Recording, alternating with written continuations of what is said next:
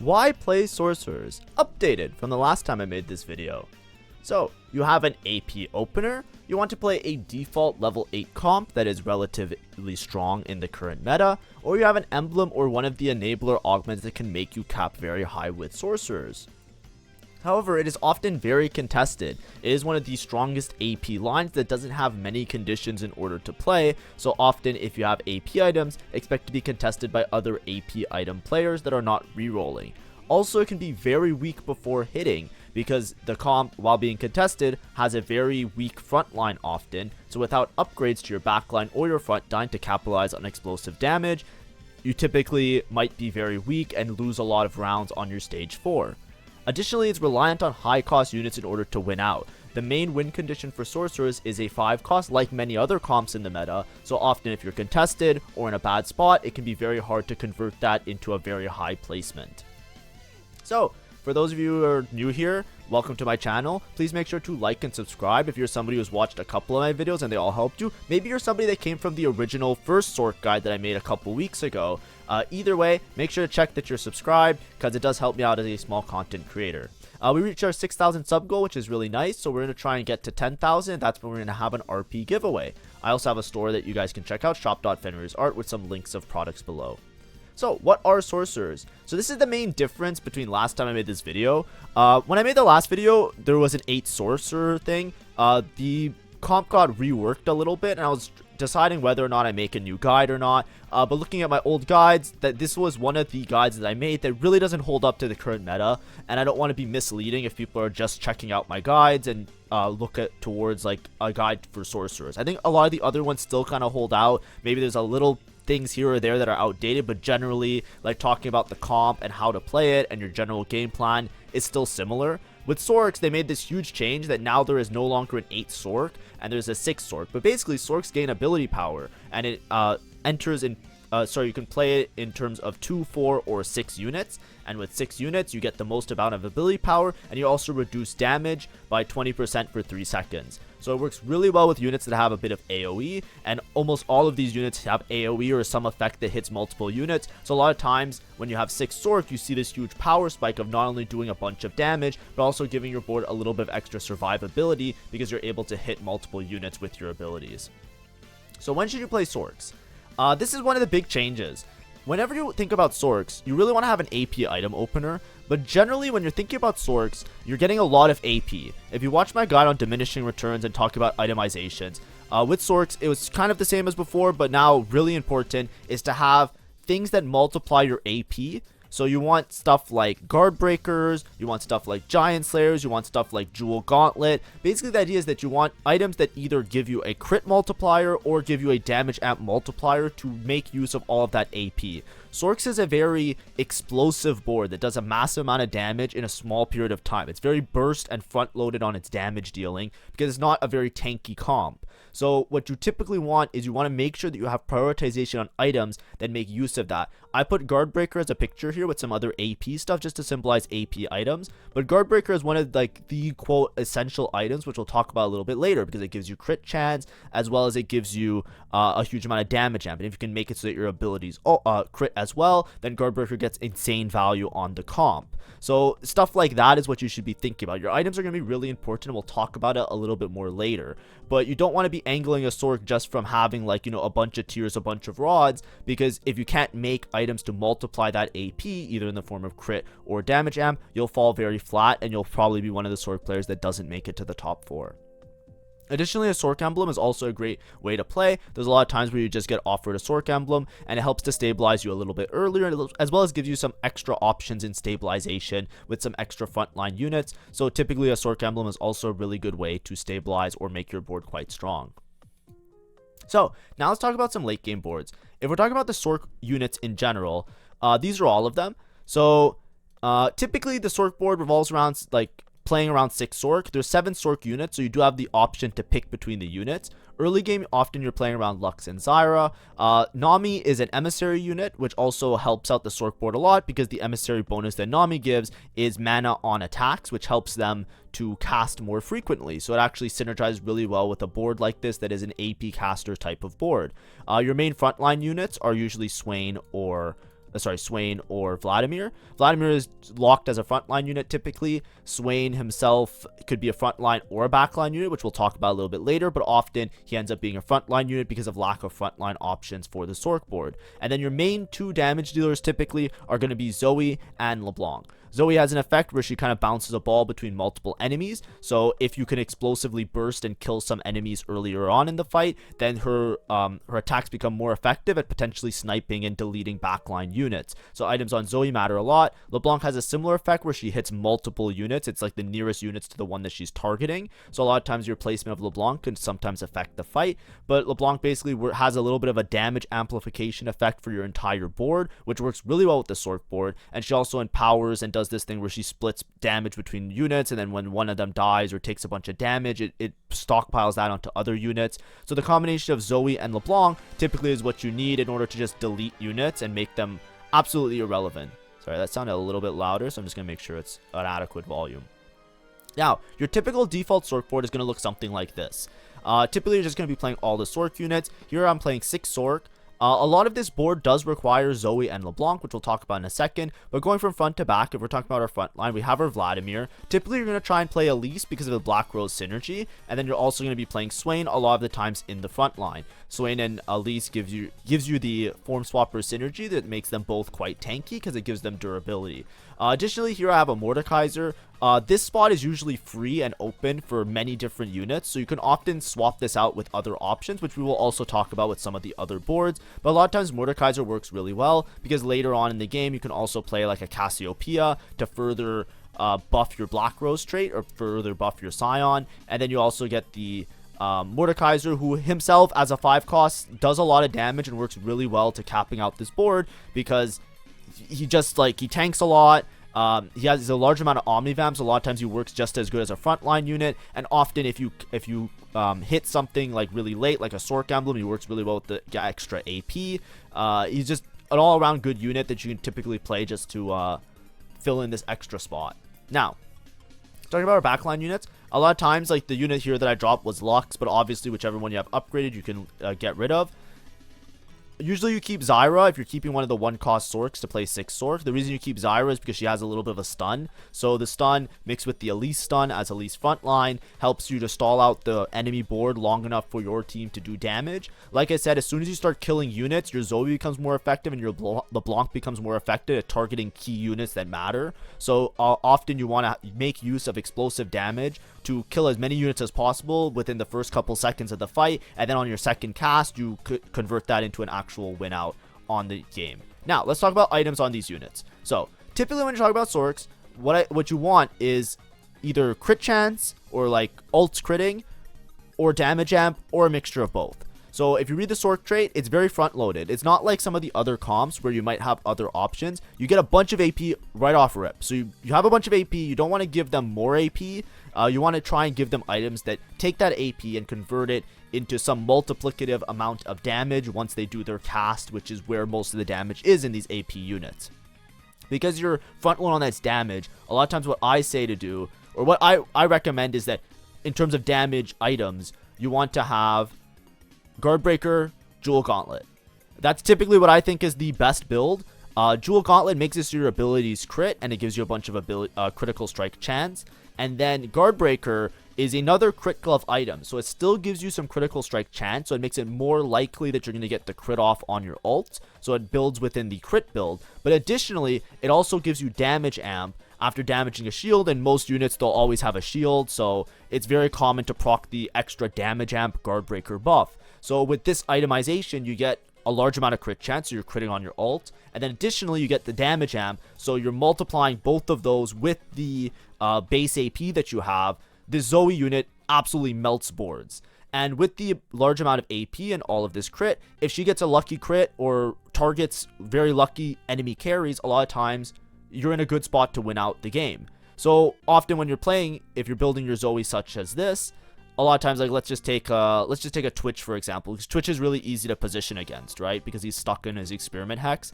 A lot of times you want to put the Zoe on the same side as the Twitch, for example, if we're talking about positioning, because if the random bouncing ball that she strikes hits the Twitch, you can instantly kill him at the start of the fight and then just easily cheese the round and win for free. A lot of the Sorc board does that because all of these units have access to multiple units or hitting backline units. With the massive amount of AP, so long as you make good items, you can often end the fight early, or quote unquote like win the round early, by just sniping key units on your opponent's board. And that's a really key aspect. So you always want to make sure that you're positioning your Zoes and your LeBlancs in ways such that their casts are going to actually hit key units as early as possible to convert those rounds into wins. Now, in terms of mana generation, typically when you have a caster, you want to give them some ability to cast, like to cast a little bit faster.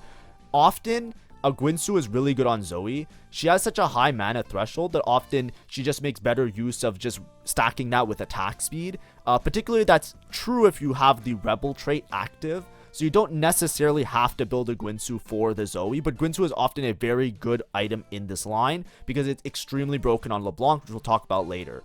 Often if you get a sword, it's hard to make an item that works well. Shojin is pretty good on Zoe here. Because you're not getting the Rebel attack speed buff, Gwynsu isn't as good as when you're playing with Rebel. It's still a good item on Zoe, but typically if you're trying to build a caster unit, you want a mana generation like Spear of Shojin where your attacks grant bonus mana. So something like Spear of Shojin or Adaptive Helm even are good options to help the Zoe to cast a couple more times.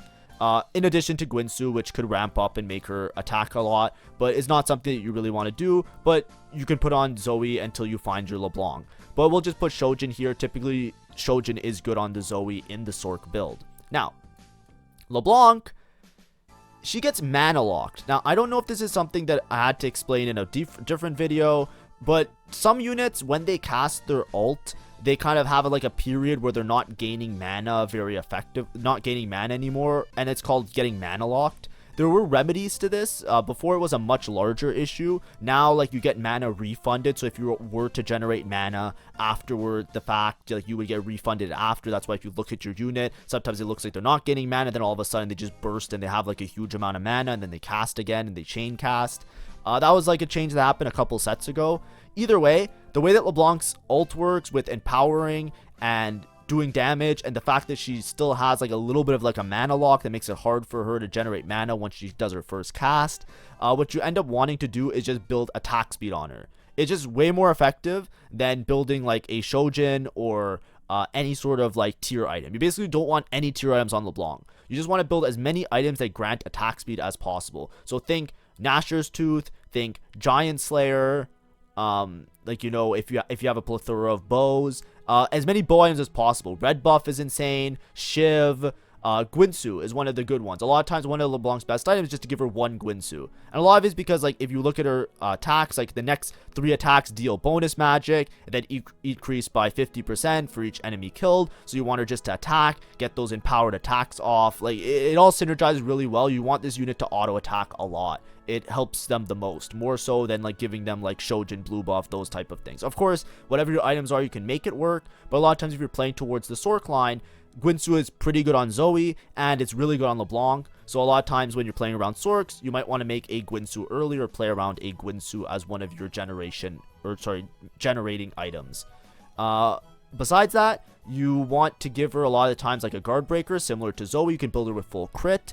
Guard breaker gives a bunch of attack speed as well. Giant Slayer also gives a bunch of attack speed because it's made with a bow item. So these are items that give damage amp as well as attack speed. So it works really well with the LeBlanc. You can build her more towards crit, like with the Jewel Gauntlet. But a lot of times, because LeBlanc is hitting so many units and she has this like damage over time, like kind of like effect thing going on, a lot of times like a Morello or a red buff also works really well.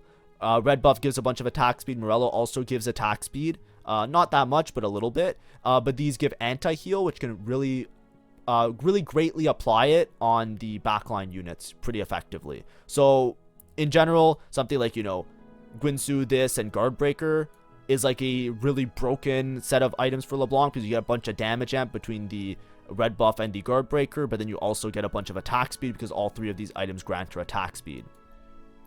Your item quality is really important. As you can see, Guard Breaker, to me, like whenever I'm playing around Sorcs, I always look towards making Guard Breaker because it's good on multiple units. it's pretty effective. It gives both crit chance and the damage amp. So a lot of times if you have glove items and you can make a jewel gauntlet, if you get something like jeweled lotus, like the augment that makes your abilities crit, guard breaker works really well on these units because it gives them both the crit chance and the damage amp, which is very important because you're trying to make this AP convert into like a one shot as early as possible. Now, we kind of explained itemizations. Like I said, it's not typical of like casters. You can't just make like your Shojin Nashor's +1 damage item. A lot of times like you're more worried about like stacking multiplicative effects in order to properly burst down. And the reason that's really important is because look at our goddamn frontline. It's absolute garbage. This was a problem that I said before, but obviously because Sorcs dropped from 8 Sorc down to 6 Sorc, it's a lot more reliable to hit that large damage threshold, especially if you find an early LeBlanc.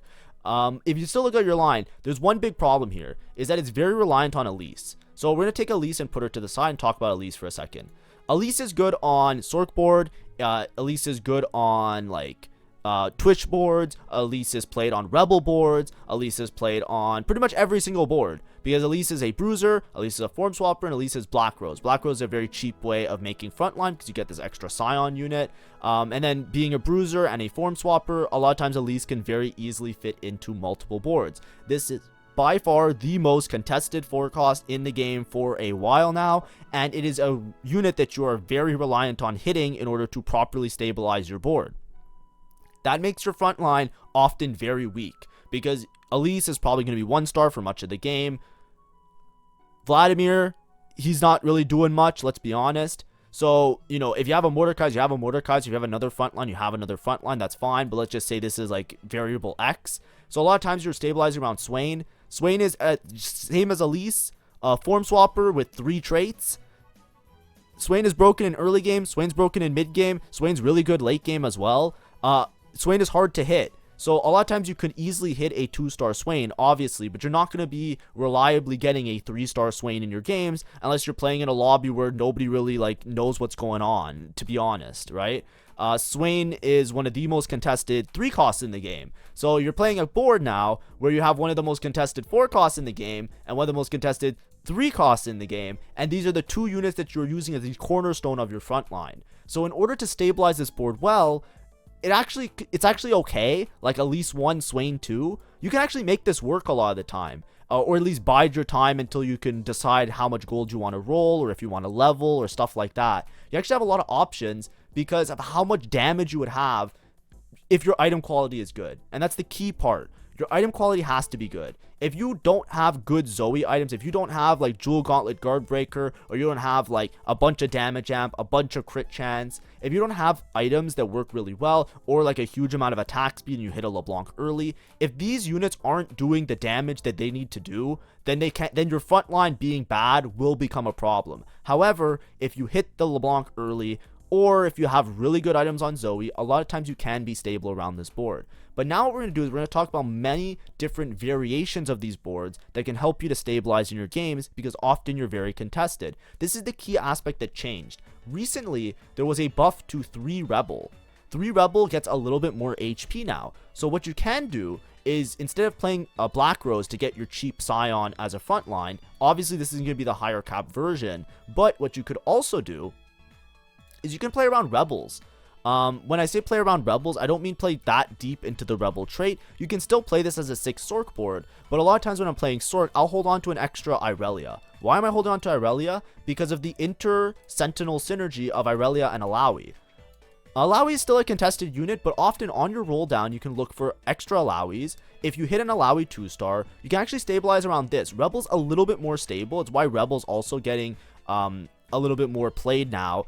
Basically, right under 3 Rebel, it says Rebels gain 15% max health. That little 3% max health buff is actually pretty substantial because if you have an upgraded Alawi and you have good items for tanking on Alawi, this can help your board out a little bit. It also gives you a little bit of extra damage because now it gives your Zoe a bunch of extra attack speed as well as some extra AD AP.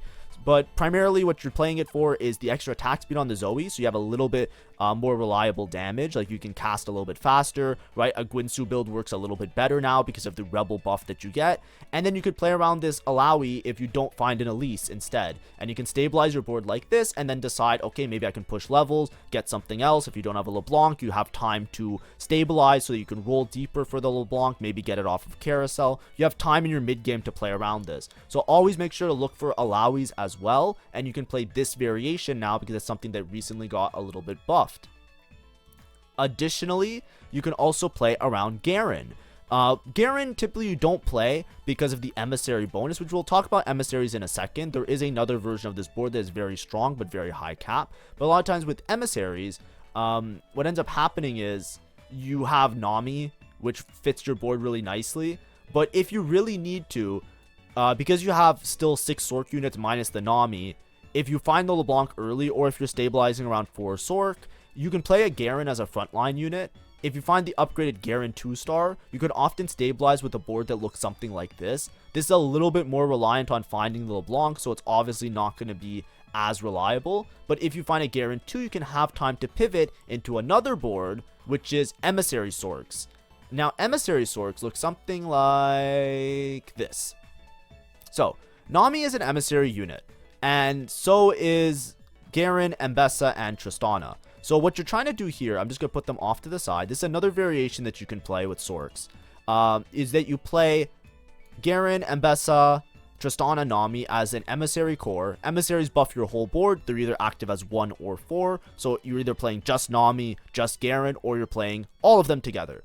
So if you play all of them together, you can actually fit in this really nasty board where Vladimir synergizes with Garen for Watcher, so your Garen becomes your main tank, and Garen is unbelievably strong.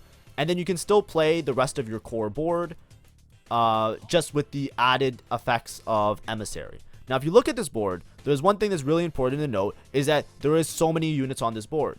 It is extremely expensive, because in order to play 4 Emissary, you have to hit Garen, Mbessa, and Nami, and Tristana. So basically, like, when you do your roll down, you're not only looking for Garen, you're also looking for Mbessa, you're also looking for Zoe, and until you have all of them, you can't properly play the board, because if you play 3 Emissary, it will deactivate itself. That's why this board's really expensive, because you're basically holding Garen's for sure, you're holding Mbessa's for sure. It's not like you can drop Mbessa if you don't hit Mbessa. It's like you have to hit Mbessa, or else you can't pivot your board into your final board, and a lot of times your bench is going to be really expensive. Your bench is going to be like Garen, Tristana, Nami on your bench, and you're just looking for an Mbessa, or vice versa, you're looking for a Garen, or you're looking for a Tristana. So it makes your roll downs extremely difficult and very expensive, because you have to hold a lot on your bench as well as hold a stable board so you're not losing every single round.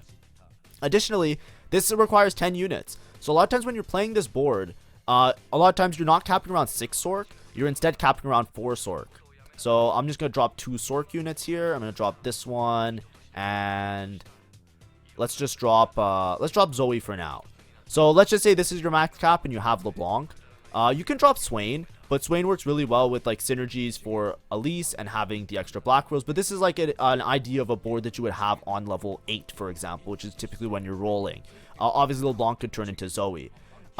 Because you have less backline units now, you usually play Swain in the backline, and a lot of times Swain is your main stabilization point of doing damage. Swain, typically you want a Shojin, but then your other items also work in the same way. So a lot of times I think the best items on Swain would be Shojin, Jewel Gauntlet, Guard Breaker, right? You get some attack speed from Guard Breaker, synergizing crit glove items give you high crit chance, and then damage amp from Guard Breaker in addition to the rest of the items. Your utility items a lot of times go on Nami because she hits multiple units. So, you know, a similar build as you would for other things, except, you know, you can move these items onto a LeBlanc once they get them. Here, this board is very high roll. A lot of times people play this board, and then they also go for 3-star Nami, 3-star Swain. If you have this board with 3-star Nami, 3-star Swain, you are probably going first. This is the highest cap version of the Sorc board. If you were trying to play the strongest board with closing your eyes and just saying, me strongest, this is the strongest. Don't get me wrong. It's expensive as fuck, and it's very hard to hit. I do not ever recommend this board when I'm talking to like beginner players or people that are struggling, trying to rank up. What am I doing wrong? This board is hard to hit. This board, I cannot stress it enough. Maybe it's easy for you. If this board is easy for you to hit, it's because the rest of your lobby is just not like playing properly to like hold the units that are important, because this is a ridiculous board. But either way, I would recommend, like, even with 2-star, you're usually stable. This board is extremely powerful when you have a Sorc emblem. When you have a Sorc emblem, a lot of times you put on Elise. It helps her to heal as well as do damage, but mostly the healing, so it actually gives her a lot of survivability. But you can obviously put the emblem on anybody, whoever you have upgraded, just to give them a bunch of AP stacks, because it does help out even Garen and Mbessa in certain cases. But usually what you do is you put it on Elise, and then when you make it to level 9, you can play 6 Sorc on level 9. This is legitimately extremely strong, and it gets unlocked by having a Sorc emblem. The other variations that I showed you do also have a lot of power with a Sorc emblem. So for example, if you are playing this version, a lot of times a Sorc emblem on Mordekaiser is very easy for you to stabilize with, and you have a free spot now. So this extra spot that you have, you can play an extra frontline unit. You can play some random watcher. You can play extra form swappers a lot of the time. But you have the extra flexibility that you can drop the Zyra unit and you can play around something else. And that's what sometimes happens when you're playing around these Sorcs. Additionally, there is versions with form swappers, right? If you hit an early Jace, then you can play around form swappers, where you then stack your front line with 4 form swapper to make up for your weak front line. This is another variation that works really well with an emblem, because as you can see, in order to play 4 form swapper and 6 Sorc, you need to be level 9. So if you have an emblem, then you can drop the Zyra. Jace, often you can put it on because it just makes this Hex Crystal even stronger. His AP scaling goes straight into the Hex Crystal, like in terms of, like, you know, if you read his ability a lot of the time, right, it gives more shield, for example, if he's front line. And then you can fit this in on level 8, or sorry, 1, 2, 3, 4, 5, 6. Yeah, you can fit on level 8 and stabilize a lot earlier, because 3 form swapper doesn't really do anything, and then it's hard to like properly stabilize. So these are 2 examples that stabilize extremely heavily. Sorry, this one and this one. These are 2 versions that stabilize extremely strong with a emblem, and they're also the higher cap versions of it that you can play once you have an emblem. But of course, this is like a good plan B option, and generally your Sorc board with the free spot here like this is something that you can also stabilize around very often. Additionally, there's other cases with form swappers that works really well. Something that we didn't really talk about too much is Zyra as a carry. Zyra as a carry is extremely strong. You can put the same items as her as you would either LeBlanc or Zoe. They all kind of work on her in a similar way. The thing with Zyra that's really good is when you have certain augments, right? Stuff like Greater Moonlight is like really good tech, or Moonlight in general. Basically, upgrading a 1 cost to a 4-star or even a 3-star is extremely strong, and a lot of times people will take this and just play Zyra carry because you instantly have a really strong backline carry. So these are options, or these are enabling augments that can really allow you to cap out really high with Sorcs, because basically Zyra will be the only 1 cost on your board. You can sell the Lux because you don't have to play it as long as you have LeBlanc, and then your Zyra becomes a main carry for you. The Zyra 4 is busted. Even Moonlight in a gold augment, the Zyra 3 is very busted. If you have Build-A-Bud Zyra, which I had in one game recently, I'll probably do it as a VOD review at one point. These all work really well to make a potent backline carry. Some people don't believe in Zyra that much. I don't know why. I think that you guys have to reevaluate this unit. I think Zyra is one of the best 1 costs in the game. Stuns, does insane damage, absolutely caps out Sorc boards really heavily. Very strong. Now, of course, there are variations of this where you play reroll, right? Swain 3, Nami 3, for example, and you roll on level 7, and you have Swain frontline, Nami backline. You have them both as backline units. This is similar to like the emissary board that I showed you guys before. There's also variations where you reroll, like there's like a Sorc Watcher, like you play 6 Sorc, 2 Watcher, Darius reroll. I don't believe in these lines. I think that they're extremely high roll, and a lot of times you lose your tempo and your footing by rolling so aggressively at lower levels. A lot of times you want to hit a LeBlanc. LeBlanc is like the main thing that stabilizes your board beyond anything else. As soon as you hit 1 LeBlanc, a lot of times you just put 3 items on LeBlanc and you're fine on all of stage 4, and you're pretty much guaranteed a top 4. It's basically a LeBlanc race, and a lot of times you don't have the LeBlanc, and instead you're trying to like scramble to fix up your board and find a way to make it work despite not having it. That's just how it, like, you know what I mean? Like, I don't believe in like, unless you have an insanely good spot for this to reroll Zyra Darius, it's not gonna make it to this guide. But you know, of course, you can look up other guides for it. Just look up Zyra Darius reroll, and I'm sure you guys can find something if you're really interested in playing it. And then like Swain Nami, like I said, it's just a very high roll version of it. So obviously, if you have the opportunity, go for this board. If you have the opportunity to, like if you have a LeBlanc, you have Swain 3, you have Nami 3, you have Elise 2, you have Mbessa 2, this board works really well. Even without the emblem and playing around 4 Sorc, for example, often I would only play these type of variations in something where you have a lot of resources. It's very expensive, and often a lot of items can help you. You can itemize Swain, you can itemize Nami, you can itemize LeBlanc, you can also itemize Mbessa, and we haven't even talked about frontline items for Garen. So there's so many options for items. This is like the perfect board to angle in Scuttle Puddle or Loot Sub, but usually Scuttle Puddle or Crab Rave, whichever one you think about, right? When you get Crab Rave and Scuttle Puddle, they give you a bunch of items. When you think about it, they also give you a bunch of gold. This is a board that's where you should play it. Every other type of lobby, if you're not rich, if you're not ahead, if you don't have a lot of HP, if you don't have a lot of items, if you don't have a lot of gold, this board falls flat. But what makes it cap so high is, like, let's say you have the opportunity to itemize Mbessa. Now you have another threat on your board. You have Mbessa with 4 Emissary. Emissary buffs your whole board, so all of these units become threats so long as they have items to make use of their potential, is how I would put it. So this is a board that does cap very high, is the strongest typically. Late game will pretty much beat any other board. It's pretty much the strongest board in the meta, especially if you can make it to 6 Sorcerer. There's very few things that beat it. Maybe like, you know, 8 Enforcer, for example, is you're gonna have a run for your money.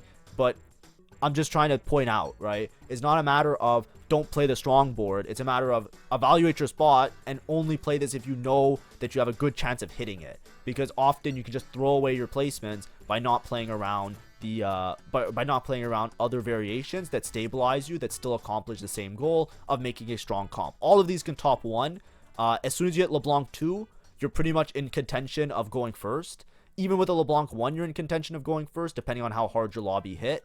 It's pretty much a LeBlanc check a lot of the time for this comp. So you want to be ahead, you want to have gold, and you want to be in a decent spot, relatively uncontested. But if you are very contested, you want to try and bide your time and your HP as much as possible. Maybe the other Sorc players don't stabilize as hard because they don't know to buy Alawis. Maybe they don't buy Garens. Maybe they don't buy Form Swappers. If you're the one that is the most flexible and you can make a front line out of whatever you can find, you can wait, you can find the time to hit your units, find eventually your upgrades, and then win out. And it's okay. It will be okay. But that's like the main way that you want to play it.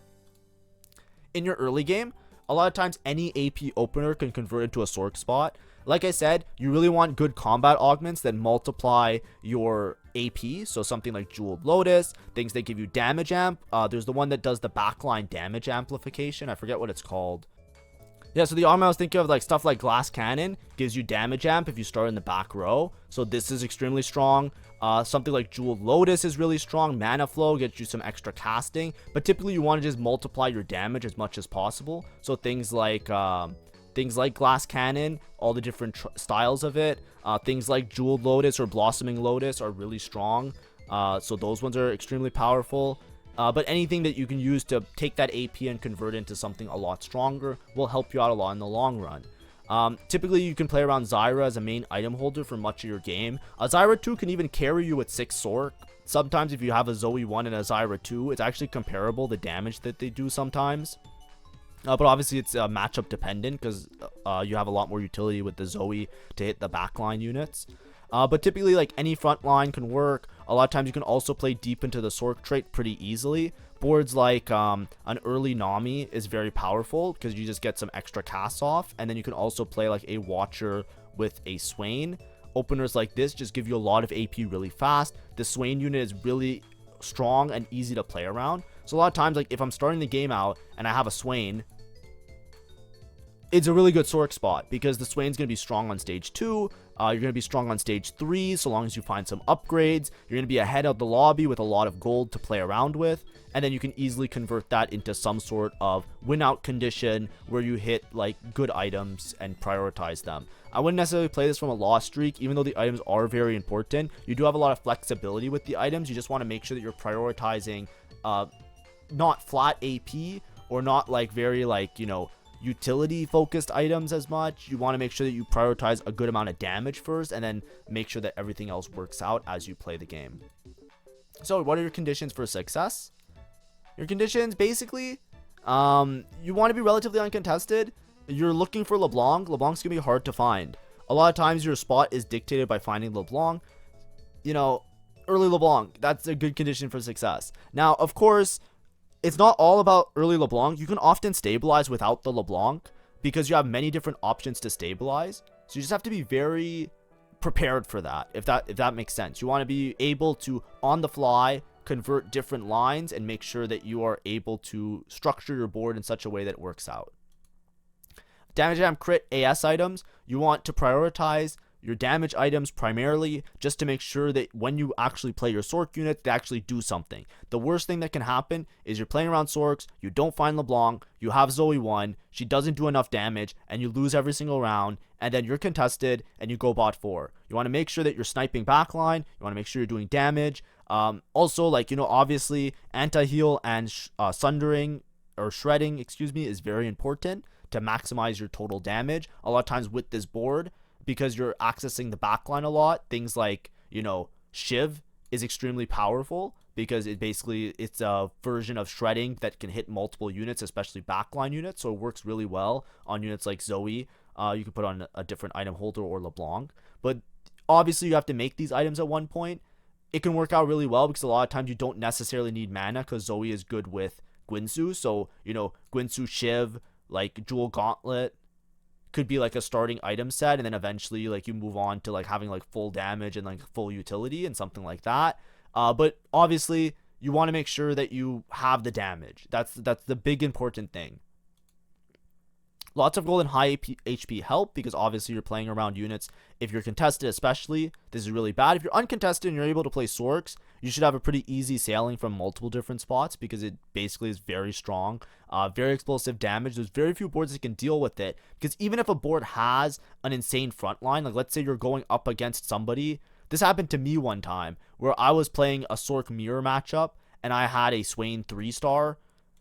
But my backline didn't have as much damage as this guy's backline.